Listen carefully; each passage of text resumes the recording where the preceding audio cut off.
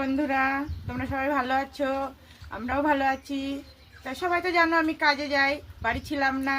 তা 1 ঘন্টার জন্য এসেছি, দুটো ভাত খাবো।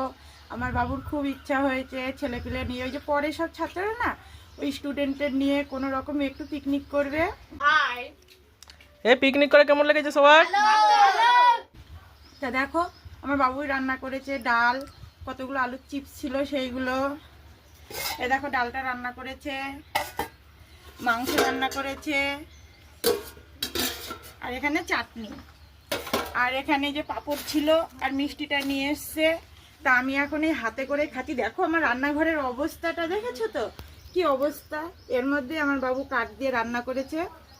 তা আমি এখন হাতে করেই খাবো, খেয়ে আবার যাব কাজে। আসতে একটু দেরি হবে, আমি 1 ঘন্টার জন্য এসেছিলাম। তাহলে খেয়ে নিই, তোমরাও যারা যারা খাওনি সবাই খেয়ে নেও।